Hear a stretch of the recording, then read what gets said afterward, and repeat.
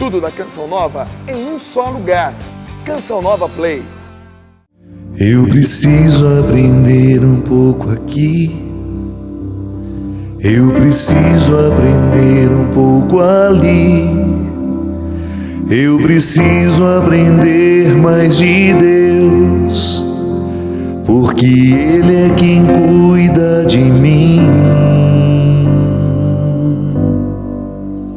Se uma porta se fecha aqui, outras portas se abrem ali. Eu preciso aprender mais de Deus, porque Ele é quem cuida de mim. Deus cuida de mim. Deus cuida de mim. Na sombra das tuas asas, Deus cuida de mim. Eu amo a sua casa e não ando sozinho, não estou sozinho, pois sei, Deus cuida de mim. Deus cuida de mim. Na sombra das suas asas, Deus cuida de mim. Eu amo a sua casa e não ando sozinho, não estou sozinho, pois sei, Deus cuida de mim.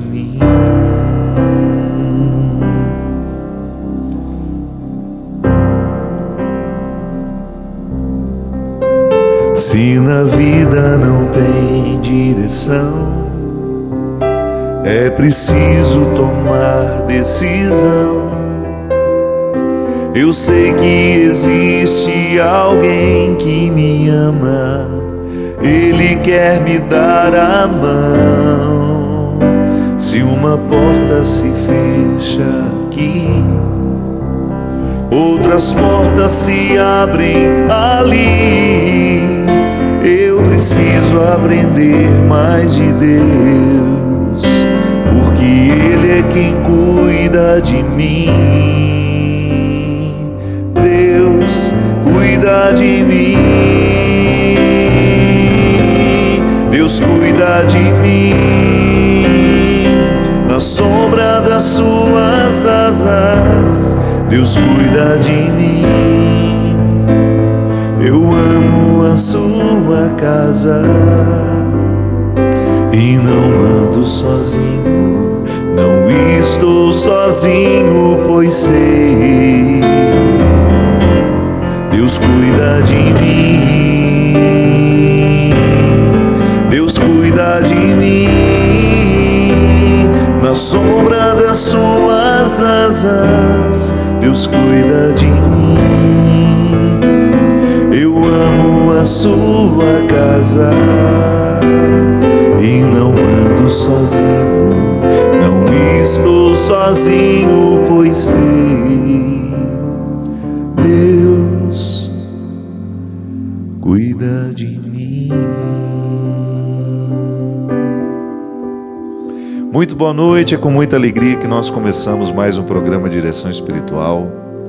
Estava com saudade, tivemos um problema. Semana passada eu estava prontinho para vir para o programa, mas aí resolvi passar 3 dias no trono. Não foi, Bia? Tudo pronto para a gente vir fazer o programa de Direção Espiritual. Aí quando não sou eu com diarreia, é Christian viajando. Sempre em algum lugar do mundo, sempre passeando por algum lugar pitoresco desse mundo. Tudo certo, meu amigo? Foi boa viagem? Pois é.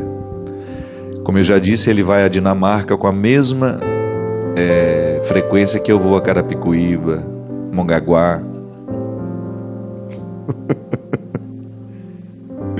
Muito obrigado.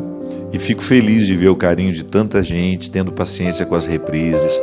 Alguns momentos realmente foi de dificuldade de agenda, não só minha, como às vezes da Canção Nova também. A Canção Nova também têm os seus problemas de agenda, às vezes com situações aqui internas, eu posso vir e nem sempre eles também podem, com a equipe, aquela história toda. Mas graças a Deus estamos aqui, me sinto muito feliz de ver o carinho das pessoas, volto a dizer, com a paciência com as reprises, porque eu também acredito que às vezes, eu já, por exemplo, tenho quase, quantos anos já? 12 anos, né, de programa de direção espiritual. Eu acredito que tudo que a gente fala aqui, a gente já falou um dia, tudo repetido. Não tem muita novidade mais não. Mas às vezes nós escutamos na hora certa, não tem isso? Às vezes aquilo que foi falado há 10 anos, passou, entrou no ouvido, sai no outro, né? Mas de repente, na hora certa você escuta e aquilo começa a fazer sentido para você. Então eu não tenho problema com as reprises, de verdade. Aqui não é um programa de entrevista, não é um programa que a gente está fazendo um conteúdo que depois você, já vi isso. Mas às vezes a fala, ela é importantíssima. Eu até lamento que a gente não tenha arquivos bem mais antigos. Por exemplo, o programa de direção espiritual nos primeiros anos dele, seria interessante a gente ter umas reprises daquela época, coisas que com certeza fariam sentido ainda no dia de hoje. Claro, é até bom para a gente perceber a nossa evolução espiritual, né? Como Deus foi jogando luzes dentro de nós, como a ação do Espírito Santo foi tendo oportunidade de agir na minha vida, na sua, na do Christian. Como a gente foi podendo perceber esse alinhavo de Deus costurando a gente para que a gente pense cada vez mais de acordo com o Evangelho, para que a gente se desprenda dos excessos que a gente tem, para que a gente vá ficando mais simples, mais verdadeiro, mais direto, porque é isso que faz o outro querer ouvir a gente. Eu não tenho dúvida de que a grande repercussão deste programa é o fato de nós sermos apenas isso aqui, não tem nada inventado, não tem uma grande produção, não. É a gente falando daquilo que a gente acredita, do que a gente sofre, a gente falando das nossas alegrias. E é por isso que eu tenho tantos companheiros por esse Brasil e pelo mundo afora. Podemos recordar aqui os países de língua portuguesa, nosso querido Portugal, nossa terrinha, Angola, Moçambique, Cabo Verde. Tantas pessoas ligadas conosco neste momento, porque aquilo que é dito faz sentido, que bom. E não tem nenhuma novidade. Os conselhos são velhos, as reflexões são velhas, mas a gente está aqui, firme, porque nós precisamos daquilo que já foi dito com os ouvidos de hoje. O Evangelho é assim, já foi repetido tantas e tantas vezes, mas ele continua sendo novo aos nossos ouvidos. Por quê? Porque nós estamos diferentes. O Fábio que acordou hoje de manhã já é outro. Agora no final do dia, ainda mais que hoje eu ganhei uma filha nova, estou todo feliz, né? Chegou lá em casa a minha querida Sofia, uma bulldoguinha que veio lá do Canadá. Vem cá, daqui a pouco nós vamos ter que mandar as pessoas embora e ficar só os cachorros. Mas é uma criatura tão linda, eu queria ter trazido ela comigo, mas não deu tempo.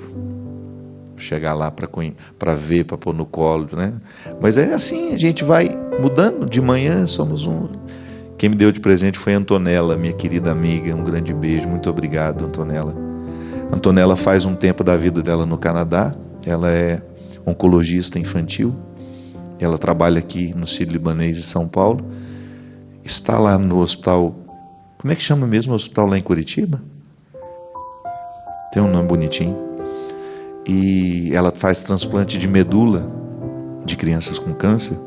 Então às vezes ela vai para o Canadá, porque ela morou um tempo lá, trabalhou lá. Aí ela me trouxe de presente essa bulldoguinha que vai se chamar Sofia. Mas nós somos assim. Ainda hoje, falando com meu querido amigo Hélio Petros, esse grande artista, que para mim é o maior neobarroquista da atualidade, de tudo aquilo que eu já vi de arte, é a que mais me comove, é a arte do Hélio. Com todo respeito aos outros artistas, né? Mas escultura eu nunca vi nada igual, nada que me comovesse tanto, que me tocasse o coração. E hoje falando com ele, não só hoje, anteontem, ontem, falamos muito esses dias. Foi aí que ele me contou que hoje era o aniversário dele. De como a arte dele foi amadurecendo. E quantas vezes ele me falava isso. Ele ia mostrando as obras. Eu tive a graça de uma vez passar um dia inteiro lá na casa dele. E ele me mostrando os primeiros trabalhos dele. As primeiras imagenzinhas deste tamanho assim. Tudo ainda muito rudimentar, né? Não tinha o refinamento do talhe que ele tem hoje. Pega uma pedra, uma peça bruta de cedro rosa e vai cavando ali, e de repente tem a anunciação do anjo, a Nossa Senhora com todos aqueles anjos, aquelas talhas de encher os olhos da gente. Eu aprendi muito com o Hélio de como cada fase da vida da gente nós nos expressamos de uma forma. Um artista tem isso, né? Da mesma forma como esse CD aqui, O Amor Me Elegeu, que tem essa música que nós cantamos no início, é uma fase da minha vida também, expressão de um tempo. Aqui está tudo que eu sofri, tudo que eu vivi, tudo que me alegrou, as pessoas que me fizeram bem, as pessoas que me fizeram mal, as dores, as alegrias, as viagens, as diarreias, os banquetes, está tudo aqui. As fases da vida, naquilo que a gente produz. E é tão interessante a gente perceber que Deus vai levando a gente assim neste movimento. Você também. Pare para prestar atenção naquilo que você viveu. Como Deus lhe conduziu até aqui. Através de quem Ele lhe falou. Aliás, o programa que hoje nós gravamos, que vai ao ar na semana que vem, já quero até mandar um aviso, vocês aí que são de Lins, avise a Ana, é Ana Gabriela, não é? Ana Gabriela, sua carta vai ser lida e a sua linda história ao lado do Fabrício e Lucas. Ana Carolina, não é Gabriela não, Ana Carolina aí de Lins, que me entregou uma carta no dia que eu estive aí no show. Aliás, eu vou falar do show de Lins também. A sua história junto ao Fabrício e ao Lucas será contada aqui, não perca. Uma história lindíssima que comoveu a todos nós aqui. O que eu estava falando? Por que eu falei da Ana? Na semana que vem, né? Nós estávamos gravando o programa aqui. E a gente falava de como é que Deus vai nos conduzindo, das influências, de como Deus vai falando através das pessoas. É sobre isso a gente vai falar no programa semana que vem. De repente, aquela pessoa entra na sua vida para fazer o mesmo papel que o anjo Gabriel fez na vida de Maria, para dar a ela um recado precioso que iria mudar a vida dela. Sim. Deus vai nos conduzindo, vai cuidando da gente. Eu gosto muito dessa música, Deus Cuida de Mim. Eu sempre cantei, até mesmo antes de gravá-la. Agradeço muito ao pastor Kleber Lucas, que é o autor, por ter me permitido incorporar essa música ao meu repertório e ver como ela faz bem ao coração de tanta gente. Por quê? Porque eu gosto da antropologia do cuidado. Eu gosto de refletir sobre o cuidado. Porque nós somos o fruto do cuidado. Qualquer pessoa que eu cruzo na rua, ali está uma pessoa que é fruto de um cuidado. Alguém cuidou dela, senão não teria sobrevivido. Eu sempre digo isso. Os animais nascem já dando conta de sair, de fazer alguma coisinha, de procurar um alimento. Não é assim? Nós não, nós nascemos completamente indigentes. Nós não temos condições de sair do berço para buscar um cobertor para o nosso frio. Se alguém não traz uma mamadeira, ou se alguém não nos oferece um peito, a gente morre de fome. Se alguém não nos limpa, a gente morre com as bactérias. Nós precisamos, e olha, essa indigência ela se estende por longos anos, ela vai longe. Quando é que uma criança começa a ter autonomia de fazer sozinha? Leva tempo. Então, sempre que eu estou diante de alguém, isso me ocorre. Preciso ter um profundo respeito por essa pessoa, porque ela é fruto de um cuidado que eu desconheço. Eu, nas muitas oportunidades que eu tive de ver pessoas caídas na sarjeta, ou pessoas alcoolizadas, às vezes num estado de quase que de demência pelo uso de drogas, ou meninas bonitas, rapazes bonitos, numa prostituição socializada pelas ruas, eu fico pensando, oh meu Deus, isso me dói, sabe? Porque me ocorre isso. Eu penso naquela mãe, naquele pai que lutaram tanto para que aqueles filhos crescessem. Aí de repente vem um infeliz, oferece droga, vicia. Eu tive a oportunidade de conhecer o filho de uma amiga minha. E ele enfrentou, eu já conhecia a história dele, mas nunca tinha estado pessoalmente com ele. Ele tinha enfrentado as drogas desde muito cedo. E graças a Deus, hoje ele está num processo de recuperação. E foi interessante, eu tive a oportunidade, eu fui a Montes Claros, fazer o show lá essa semana, e tive a oportunidade de encontrá-lo. E no momento que a gente conversava, eu olhava para ele, aquele menino bonito ali, cheio de vida. Eu fiquei pensando naqueles muitos momentos em que eu ouvia a mãe dele, o sofrimento da mãe, o sofrimento dele repercutindo, porque ele também já estava sofrendo com as drogas, repercutindo na mãe. Então você conhece o sofrimento do rapaz através do sofrimento da mãe. E quantas vezes isso me ocorria, eu pensava, meu Deus do céu, como é cruel isso. Alguém que você cuida com tanto carinho, aquele menino que você viu nascer, que você amamentou, que você deu o primeiro banho, a primeira papinha, que você comemorou os primeiros passos, que você levou para a escola, que você viu o processo de aprendizagem, de descoberta do mundo. De repente, quando começa a ir sozinho pelo mundo, alguém vem e sequestra aquela subjetividade de forma tão cruel. E foi o que aconteceu com Saulo. De repente aquele menino estava roubado dele, e a gente falava muito sobre isso.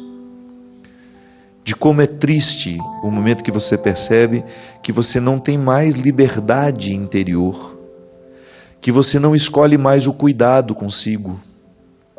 Porque a droga é justamente isso. Ela vem, mina a capacidade da pessoa de querer se cuidar.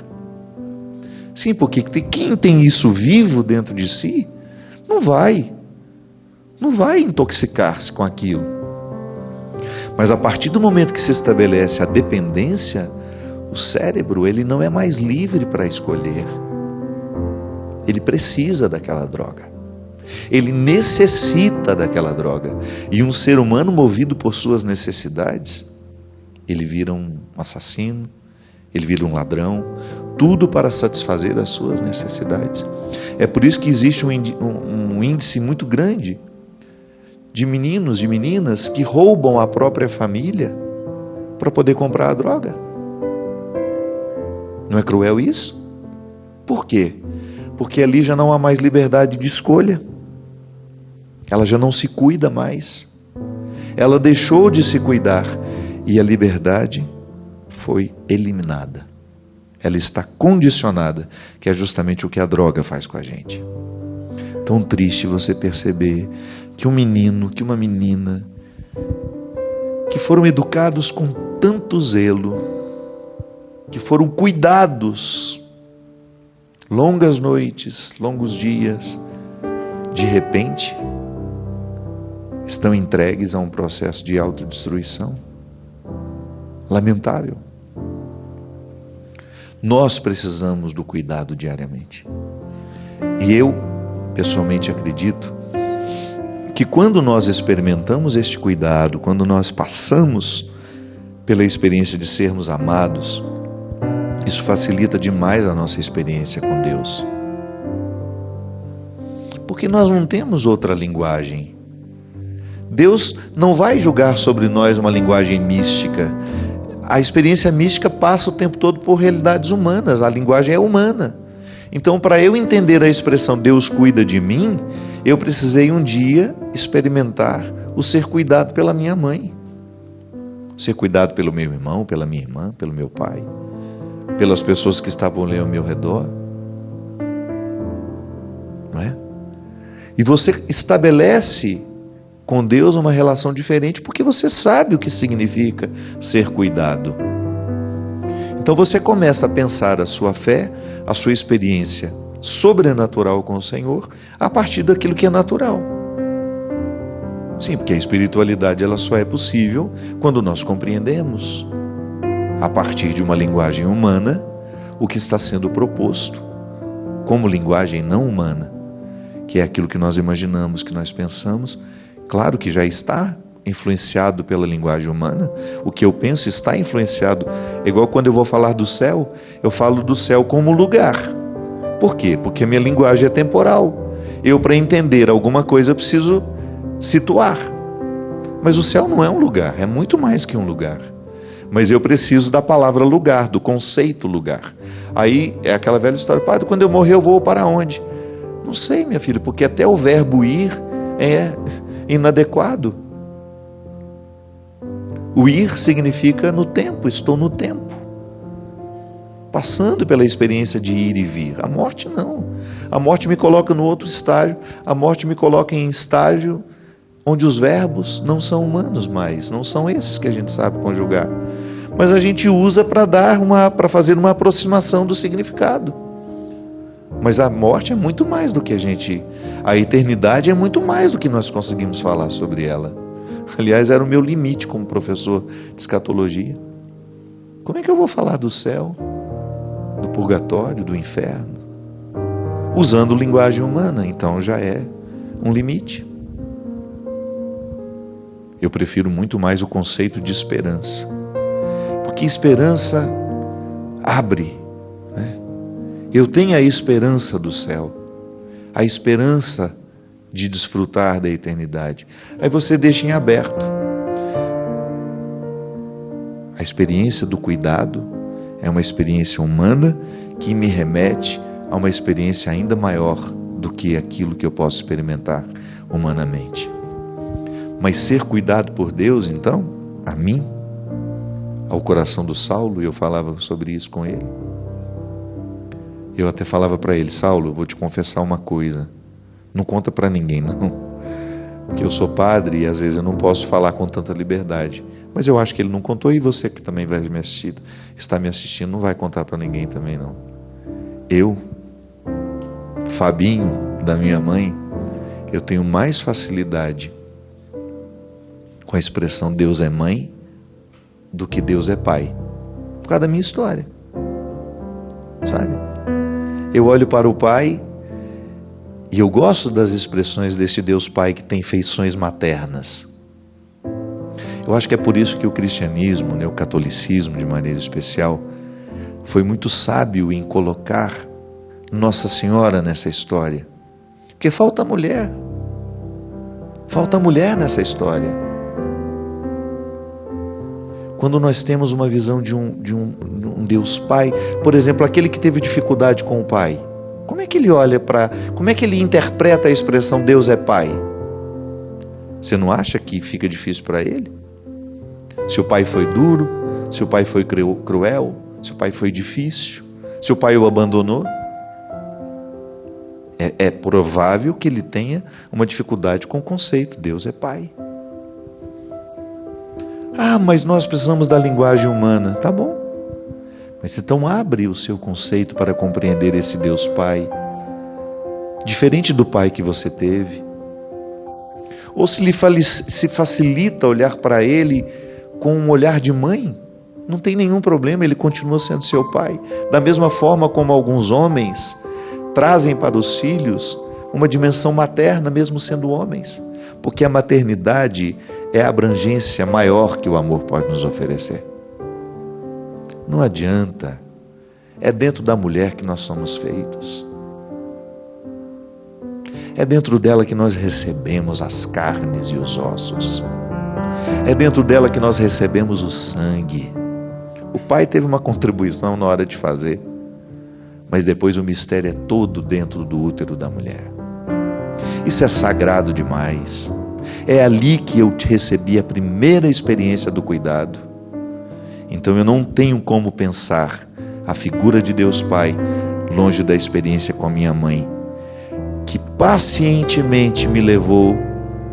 E olha que eu fui pesado, eu nasci com 4,750 kg. Levou na barriga. Imagina o desconforto que deve ser você ter uma pessoa de quase 5 quilos morando dentro de você. Então sempre que eu olho para minha mãe, é a única coisa que eu enxergo. E sempre foi assim.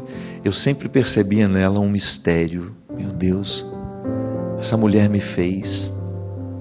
Se eu estou aqui, é porque ela me aceitou. Ela me quis. Ela me tolerou. Ela não me jogou fora. Ela não me jogou fora. Ela me escolheu muitos, mas muitos, durante muitos anos. Ela me escolheu. Ela escolheu cuidar de mim. Ela escolheu me amar. Ela escolheu matar a minha fome. Ela escolheu me abrigar do frio.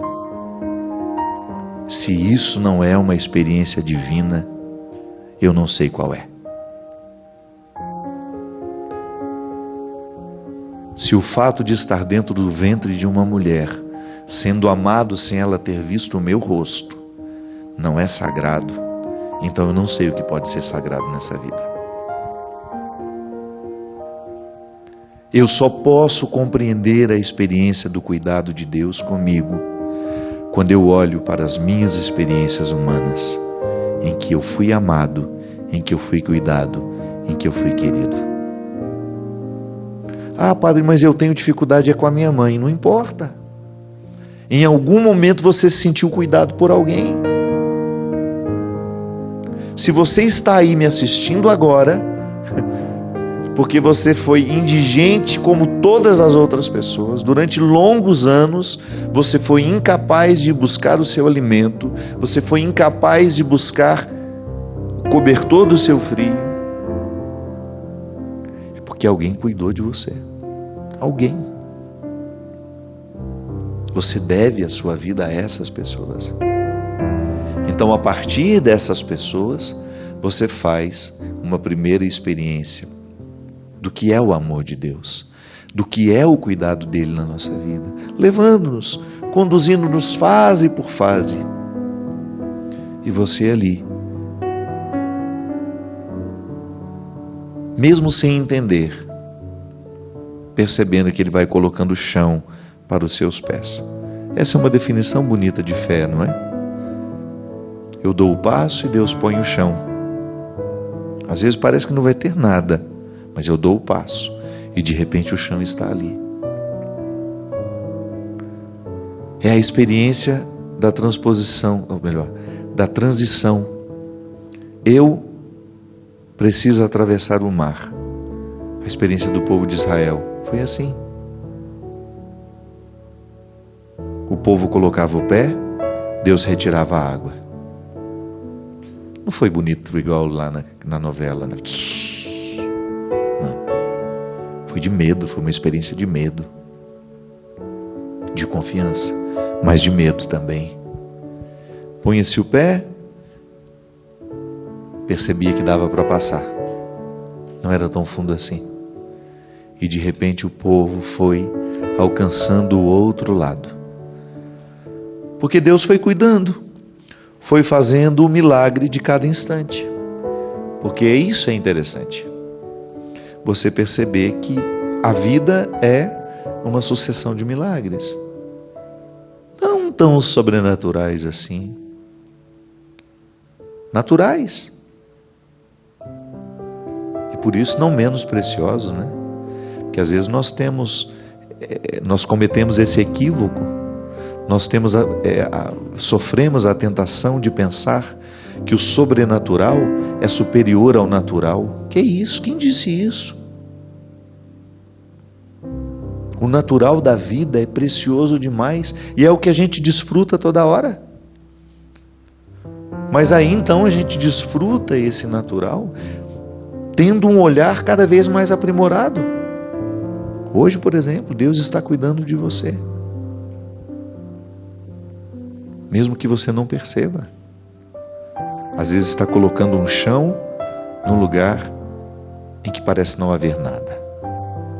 Ou então está lhe conduzindo por esse momento de dificuldade, de luta, levando ao colo.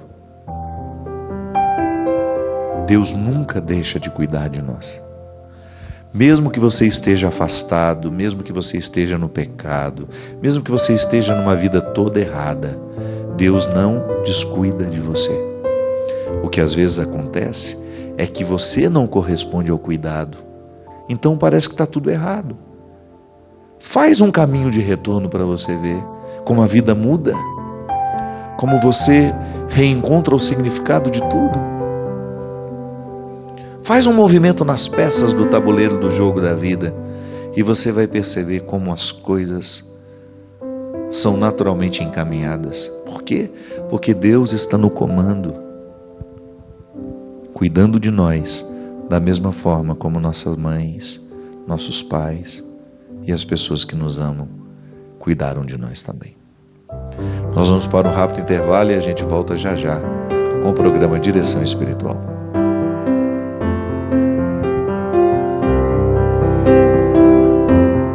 Estamos de volta com o programa Direção Espiritual, no delay necessário. Vocês viram que estava passando a propaganda aí do meu CD novo, né? Ajuda aqui a Canção Nova, nós estamos numa pitimbada. Não, minha mãe que fala. Como é que nós estamos tão pitimbados? A mãe fala isso, eu estou pitimbado demais. Quando a situação está difícil. Estou numa pitimba danada. Canção Nova está precisando pagar as dívidas, a Canção Nova está precisando da sua ajuda. E uma maneira que você tem é comprando os produtos da Canção Nova, que além de você ter um produto de evangelização, um material de evangelização, que às vezes você pode oferecer a alguém que você sabe que está necessitado, de uma música que possa falar bem ao coração, você ajuda a manter essa obra no ar e tira a gente da pitimba, não é? Está aqui todo mundo trabalhando com tanta boa vontade, tantos consagrados. A comunidade Canção Nova tem gente que dedica-se aqui direto, mas há anos dedicando as suas vidas, tudo para que essa obra possa fazer bem ao coração das pessoas. E eu vou dizer uma coisa, gente, eu tenho a oportunidade de ir pelo Brasil e fora daqui. Impressionante como as pessoas acompanham a Canção Nova e de como essa obra faz bem ao coração de quem assiste. Então, se você ligar aqui no 0 Operadora 12 3186, você adquire o CD O Amor Me Elegeu e vai receber aí no conforto da sua casa. E quero aproveitar e mandar um abraço também para todos os sócios colaboradores que contribuem mensalmente para que essa obra não saia do ar, e também os nossos vendedores porta a porta, que são as formiguinhas esparramadas pelo Brasil, levando o catálogo da Canção Nova, que aqui tem muitos produtos, são palestras, são DVDs, são de shows, são CDs, são livros, camisetas, imagens, né? Tem também, não tem? Porta a porta, terços, enfim. O vendedor porta a porta é aquele que vai de casa em casa levando a evangelização. E também é um serviço, é um trabalho, uma forma de ganhar um dinheirinho nesse tempo de tanto desemprego no Brasil, né? Aliás, o vendedor porta a porta já é uma profissão, né? Algumas pessoas só vivem do trabalho. E a gente fica muito feliz. Minha gente, no dia 20 de julho, eu faço uma pausa agora, graças a Deus. O mês de junho foi muito pesado para mim, terminei muito cansado. E a gente só retorna agora no dia 20. Como é que é? Virar ele aqui? Você quer pegar aqui? Ah, entendi. Fazer assim então, né? Porque não tem como virar o texto está no lugar certo. Se é a Bia que fez cochilando de tarde, pôs o negócio de cabeça para baixo. Você estava cochilando na hora que você pôs isso aqui. Olha, a gente só volta agora com os shows no dia 20 de julho, lá na cidade de Brotas, terra do meu querido amigo Daniel. Ele me pediu para ir lá fazer esse evento. É um evento para ajudar a alguma coisa lá que agora eu não me lembro. Vai ser lá no Cine São José. Então você que é de Brotas e região, será uma grande alegria ir pela primeira vez cantar. Porque uma vez eu já fui para passear, fui conhecer a família do Daniel, mas eu não fui ainda para um evento. Então vai ser a primeira oportunidade que eu terei de estar lá. Dia 20 de julho, às 21 horas, é uma sexta-feira. Depois, no sábado, nós estaremos lá em São João Batista, Santa Catarina, o lugar onde teve a primeira comunidade Betânia, que aliás eu tive a graça de ir ver lançar a pedra fundamental e nunca mais voltei. Vou ter a oportunidade de ir lá ver essa linda obra que eu já ajudei tantas vezes, mas que ainda não tive a oportunidade de conhecer. A terra que o meu querido amigo Léo escolheu para ser sua. O local do show será lá no Estádio Municipal Cristóvão Reinert dos Santos. Então você que é de São João Batista, você que é de Santa Catarina, prepare a sua caravana. É um sábado, você vai, passa o dia lá na comunidade Betânia, conhece esse trabalho tão bonito que teve continuidade com o meu querido Padre Vicente, o Padre Lúcio, o Padre Eliton também, e ajuda comprando o ingresso do show, leva a sua família. Vai ser o show O Amor Me Elegeu, muito especial, vai ser um momento de muitas bênçãos para todos nós. Recordando então que é no sábado, dia 21 de julho, às 21 horas, no Estádio Municipal Cristóvão Reinert dos Santos, em São João Batista, Santa Catarina. Depois, no domingo, nós estaremos em Cianorte, no Centro de Eventos Carlos Yoshito Mori. Você que é de Cianorte, região, todo o norte do Paraná, vocês estão convidados para estarem conosco nessa noite muito especial, às 22 horas, no Centro de Eventos Carlos Yoshito Mori. E depois, no dia 27 de julho, na nossa querida Fortaleza, lá no Aleluia. Este ano eu canto na sexta-feira, dia 27, às 22 horas. Aleluia é o maior evento de música católica do mundo, sem medo de errar. Reúnem lá 300 mil pessoas, uma belíssima iniciativa da comunidade Shalom para oferecer uma opção às pessoas que não querem ficar no meio da confusão do Fortal, né? Começou pequenininha e hoje acaba que o Aleluia é maior que o Fortal, que é o carnaval fora de época de Fortaleza. Nós não temos nada contra o carnaval, não. A gente só quis, a comunidade Shalom só quis oferecer uma opção para quem não queria ficar naquela confusão, e acabou que hoje a festa religiosa tem uma proporção bem maior que o próprio carnaval fora de época de Fortaleza. Então nós estamos todos convidados para participar a semana toda. Eu acho que começa na quarta-feira, vai até no domingo. Eu estarei no dia 27, na sexta-feira, às 22 horas. Eu recebi aqui uma carta de uma senhora que tem um problema com o filho. Ela escreve assim: Padre, sou mãe de um lindo menino que hoje está com 18 anos. Eu me separei em 2011 e desde então tenho criado meu filho sozinho. Sempre priorizei o estudo, não fui omissa, participei da vida escolar dele. Na verdade, ele sempre deu muito trabalho, ele não gostava de estudar. Mas eu não queria saber, eu dizia que o estudo era importante para ele, para o futuro dele. Mas tudo mudou quando ele completou 18 anos. Não me respeita mais, não obedece e o pior, admitiu fumar maconha. Eu sinto-me um fracasso. Dei o meu melhor na educação e desde que me separei, percebo que ele está envolvido com más companhias e usando drogas.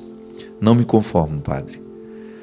Quando tento conversar, ele diz que vai embora de casa, fica em pedaços. Parou de estudar, não trabalha e eu não sei como agir. Por favor, Padre, o que fazer? Estou desesperada. Minha querida, eu sei que não é fácil administrar filhos. Até os filhos que não dão trabalho com drogas já são difíceis, por causa dos tempos em que nós vivemos. Eu pessoalmente acho que nós vivemos a crise da autoridade. Em algum momento, os nossos filhos começaram a entender, através mesmo da sociedade, né, dessa influência que eles recebem o tempo todo, que a autoridade é algo ruim. Alguém decidir por mim é ruim. Quando, na verdade, a autoridade é uma necessidade que toda pessoa tem. Eu sempre digo isso.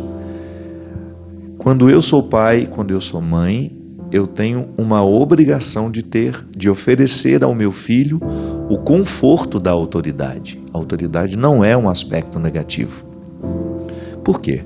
Porque você vai oferecer a ele a maturidade que ele não tem para decidir. Então, decidir pelo filho, enquanto ele não tem condições de decidir sozinho, é uma obrigação do pai e um direito do filho. É desastroso na educação de uma criança o pai que abre mão de ter autoridade. Eu sempre digo isso, né? Pai querer ser amiguinho do filho na hora, não dá. Você vai ter tempo para ser amigo do seu filho, mas depois. Você precisa ser pai dele, você precisa ser mãe dele. Você precisa exercer uma paternidade, uma maternidade amigável, sim, claro. Mas ser amiguinha, falar de igual para igual, isso não é saudável para ele. Você tem que chegar e ele perceber que você tem autoridade sobre ele, e que isso é positivo, porque traz segurança. A criança necessita disso.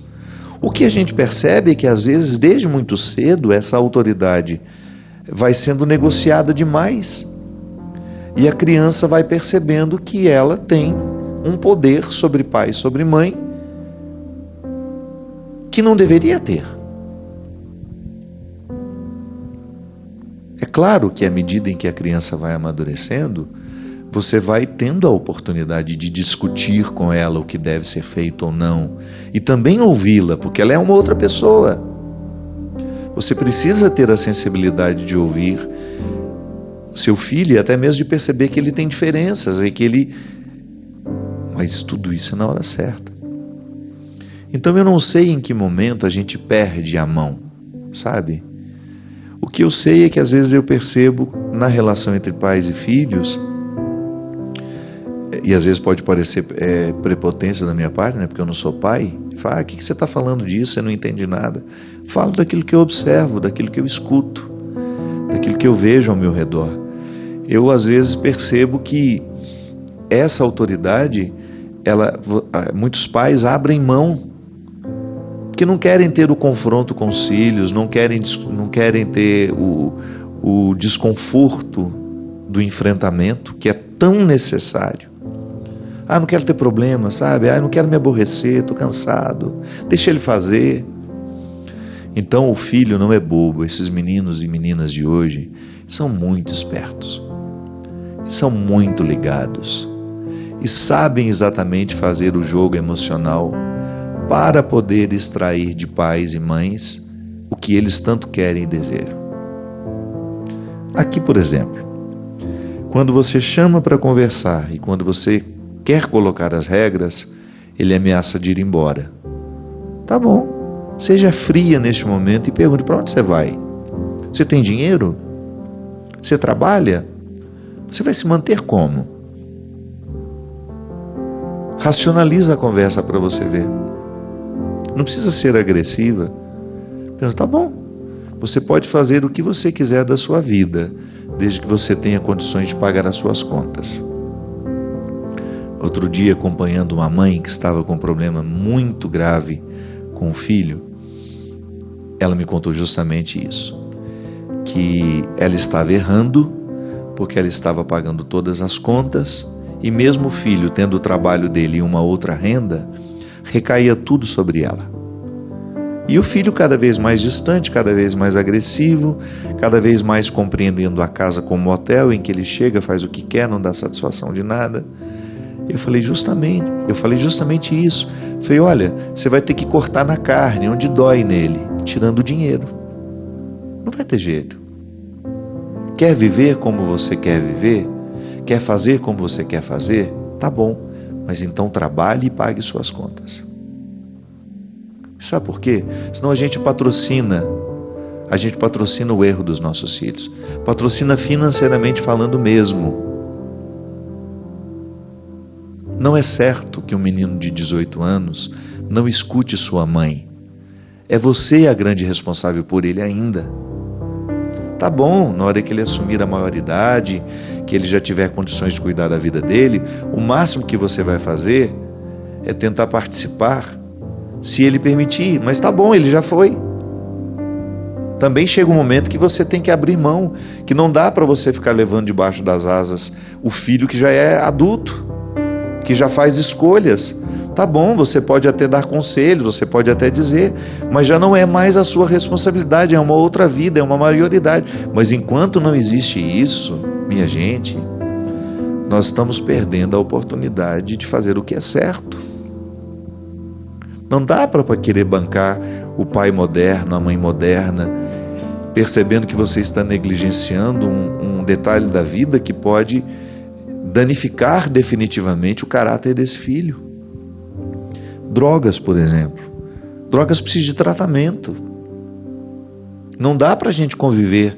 Meu filho fuma maconha, meu filho usa isso, usa aquilo, sem que a gente ofereça a eles uma oportunidade de sair disso. Porque o grande problema da droga é que ela começa nessas mais socializadas. Porque hoje quase a maconha já está praticamente socializada. A gente nem se assusta quando escuta falar que o outro fuma. Existem, tantos argumentos hoje, a maconha sendo usada para fins medicinais, e isso vai sendo assimilado pelos nossos filhos como se isso fosse absolutamente normal. Então, tudo bem, depende da formação que tem, depende da cabeça que tem. Eu estou falando para você que me pediu a minha opinião, eu não falo para quem não me pediu a opinião. Mesmo porque pai e mãe são os primeiros responsáveis pela educação dos filhos.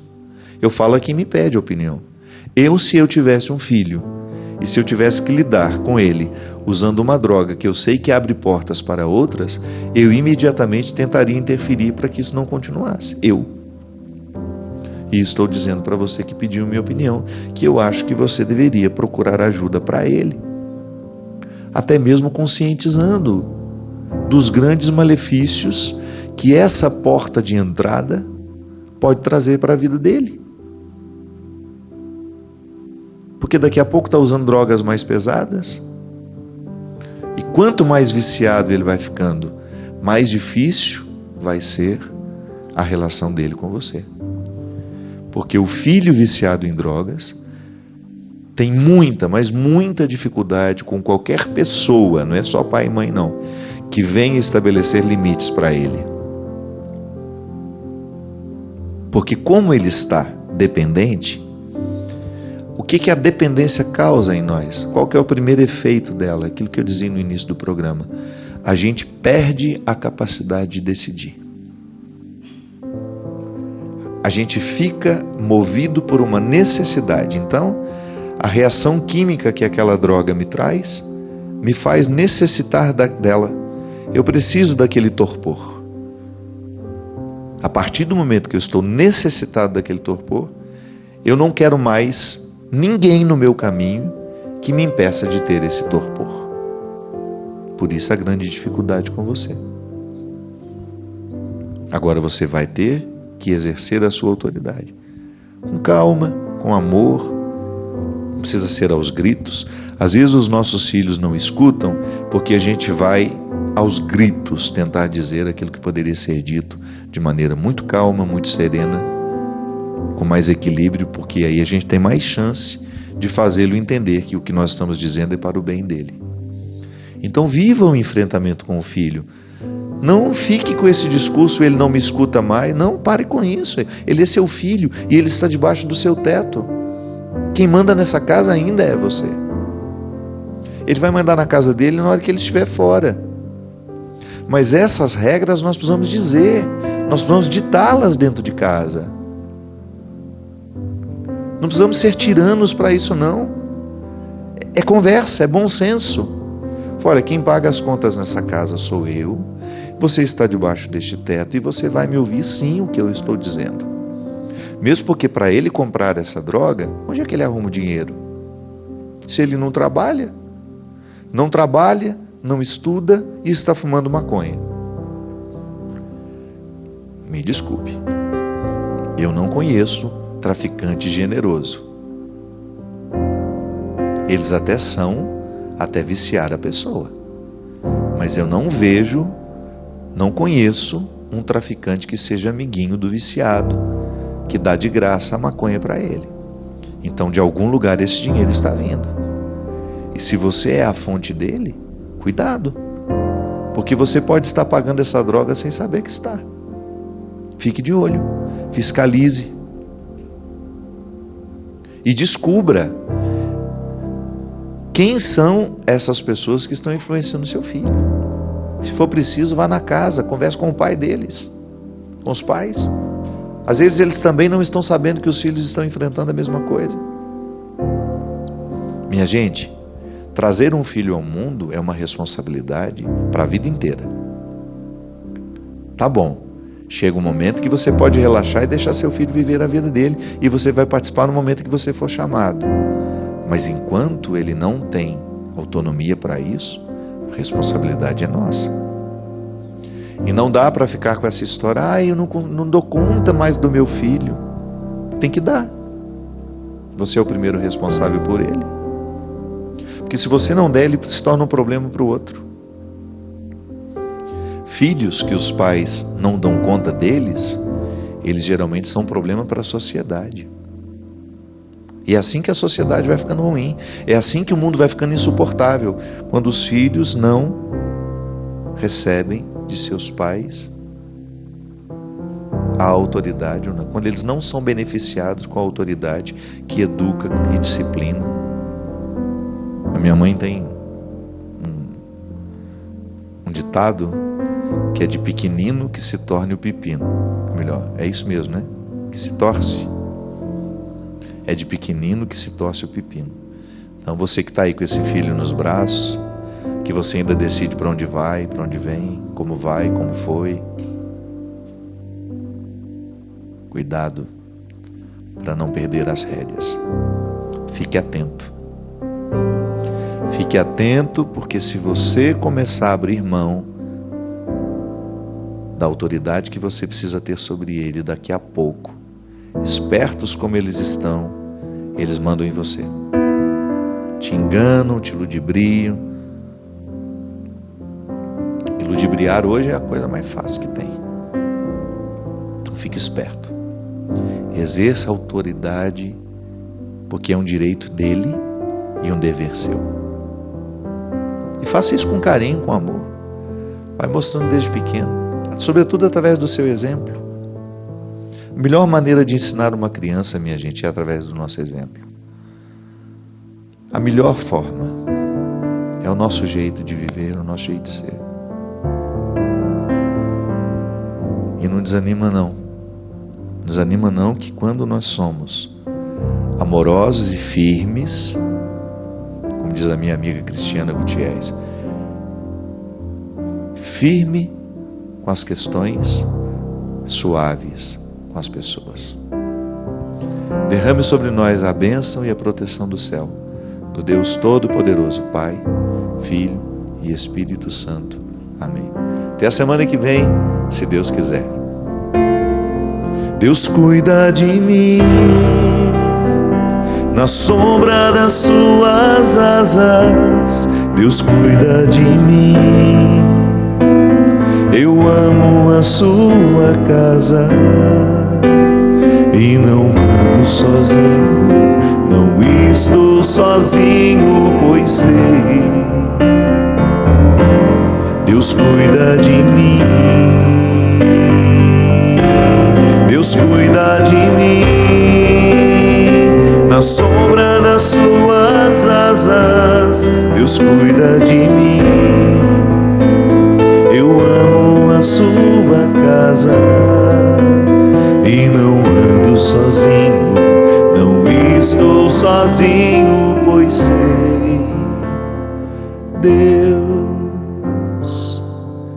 Deus cuida de mim. Tudo da Canção Nova em um só lugar. Canção Nova Play.